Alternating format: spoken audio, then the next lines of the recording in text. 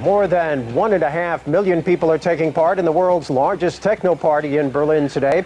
Under the motto of One World, One Love Parade, 50 floats will roll through Berlin's central Tiergarten Park, blasting the coolest beats into the crowd. The Love Parade 2000, our top story on DWTV. I'm Bill Gaylord in Berlin. Ravers from around the world have been pouring into Berlin for the last 24 hours. Many of the city's side streets, where some of the techno nomads chose to sleep in their cars, resounded to thumping bass lines last night as the party got underway early. Extra trains have been laid on to accommodate the hundreds of thousands expected in today. The city's train stations and subways are jammed, and like previous years, mobile phone networks are expected to be completely overloaded by the afternoon. It promises to be an exhausting weekend, and some ravers, it seems, are already tired out even before they arrive. It's Friday morning in the western German town of Soest, and Carsten Grasshoff is welcoming his guests on board. He's organized 3 buses to take a total of 130 ravers to Berlin. At 7 in the morning on the dot, they move off for the capital. The ravers are paid $150 each for the privilege, which includes the bus ride, drinks and accommodation. But this particular party is a bit slow to take off.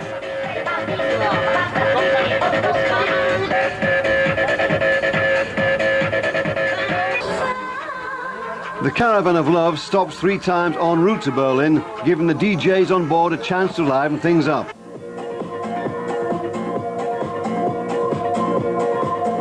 It's something of a novelty for the locals. They're going to Berlin for the Love Parade. We're still too young for that. You mean too old? Once the bubbly starts flowing, the ravers gradually begin to wake up. The weather's getting better all the time. I'm really happy about that. It'll be great if it keeps up. We got 1 more stop to go, and I hope this sorry bunch who are sitting around doing nothing will finally get moving. It's 1 in the afternoon and Berlin is just an hour away. Ready to party? It's the last stop before the capital city of love, and the party atmosphere is kicking in.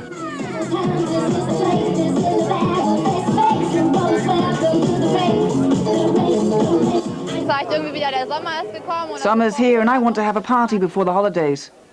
Yeah, I like it because it's laid back. It's great. You're out here on the street right in the middle of the day, and they've got these trucks with music and everything. Music, dancing, having a wild time. Back on the bus for the last leg of the trip, and it's time for everyone to catch 40 winks before they arrive. It could be their last chance this weekend. It all started in 1989 when what many people viewed as a small group of eccentrics danced through then West Berlin's main shopping street to promote love and peace. Now, 12 years on, it's one of the world's biggest street parties, attracting hundreds of thousands of visitors and, of course, millions of Deutschmarks. Behind the decks at the Love Parade, Dr. Motta, the author of the whole idea, is in his element. Only this is not Berlin, it's Vienna. After 12 years, the event is now catching on abroad. But Dr. Motta wants it to go even further. One day we intend to establish the Love Parade Day all over the world. We'll need plenty of help, so I'm appealing to you all, get involved. And it seems they do. The Love Parade should be something that is international, not only in one state. So the thing is that we have Berlin Love Parade and Vienna Love Parade and Tel Aviv and Leeds, and we hope that a lot of more cities and states would join.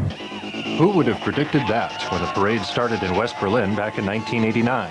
Then it consisted only of about 150 ravers dancing along the city's main shopping street. The first event was totally spontaneous. I had an idea while I was at a party. I immediately said to the other people, why don't we organize a new demonstration, not against anything, but for something, and use our music as the means of communication. The demonstration for love and tolerance is becoming increasingly popular. By the mid-1990s, the parade had outgrown Berlin's main shopping street, and a new route was found. The parade continued to get longer, bigger, and louder. So what's the recipe for its success? This parade doesn't say what people should or should not do. It allows them complete freedom. Too much freedom, according to the critics. With all the unrestrained drug taking, pollution, and mountains of rubbish left behind, environmental groups and citizens' initiatives would dearly like to ban it. But the Love Parade has become a firmly established tradition in Berlin. Apart from that, it attracts well over 1 million people, and it's pretty big business. In fact, it seems as though the techno generation no longer really knows what the Love Parade is actually for. I think it's mainly about partying. I don't know. But that is not likely to deter Dr. Motta from spreading his message of love. Back then, Dr. Motta, the originator of the Love Parade, got permission for the event on the grounds that it was a political demonstration. Today, as we've just seen, it seems few people know what it was originally all about. Critics say the Love Parade has nothing to do with politics. It's all about big business, which may be why local retailers and conservative politicians who were against the idea at the beginning have long since come around to the ravers' way of thinking. It's a dream come true for any watcher of the Love Parade. Panoramic views over Berlin and only yards away from the action. That's what the suites on the top floor of the Sorat Hotel Spreebogen have to offer.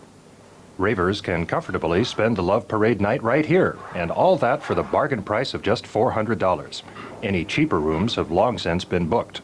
The hotel is well prepared to meet its guests' every possible need. It's even created a special Love Parade cocktail. It has everything to keep you going. Red Bull, lemon juice, Bren tequila, vodka, and a bit of lime juice. A welcome refreshment for any ravers who run out of steam, because the party lasts all night and well into Sunday. Water pistols also provide a welcome bit of refreshment. They've been standard Love Parade equipment for years. When you dance around and have a lot of fun, you can get pretty sweaty and you need refreshment. That's why water pistols have become a regular feature of the Love Parade. And it's not only the ravers who use them. Even the police seem to enjoy this novel weapon. On average, each raver spends about $100 in Berlin. That means a turnover of tens of millions of dollars in just one weekend. The Love Parade is a good money spinner for retail trade, hotels, and restaurants. The Love Parade has become the ultimate trademark for Berlin. Wherever you are in the world, you're more likely to be asked about the Love Parade than about the Brandenburg Gate. For many young people, it's the ideal opportunity to see the city. The motto of this year's Love Parade is One World, One Love Parade. And the fact that music knows no frontiers is highlighted by the international character of the event. At least 1/3 of all the ravers come from other European countries and beyond. The Berlin tourism trade hopes they'll thoroughly enjoy themselves and make the tills ring. The Love Parade 2000, our top story here on DWTV. I'm Bill Gaylord in Berlin. Thanks for watching and rave on.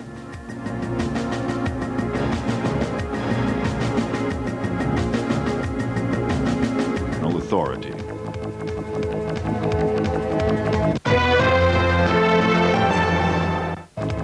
Thousands of ravers flocked to Berlin on Saturday for the annual Love Parade, the world's biggest dance music party. This year's get-together is already estimated to have attracted over 1 million people. Special trains brought techno music fans to Berlin from across Europe. The Love Parade promises to provide a major boost to the city's economy.